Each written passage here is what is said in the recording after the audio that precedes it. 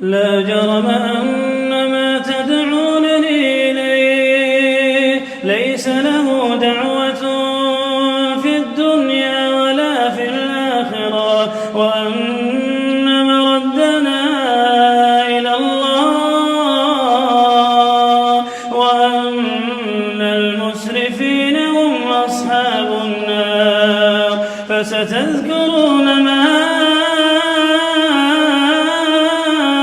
أقول لكم وأفوض أمري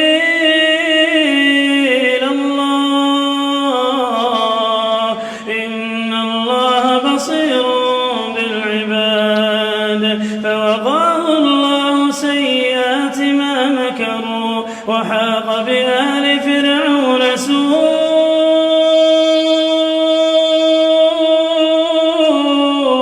العذاب. النار يعرضون عليها غدوا وعشيا، ويوم تقوم الساعة أدخلوا آل فرعون أشد العذاب. وإذ يتحاجون في النار فيقول الضعفاء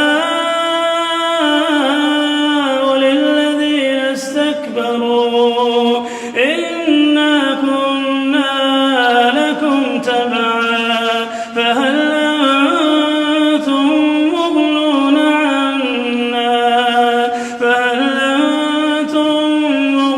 عنا نصيبا من النار.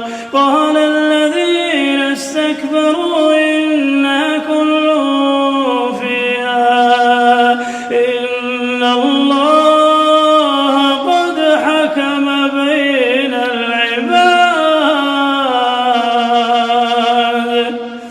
وقال الذين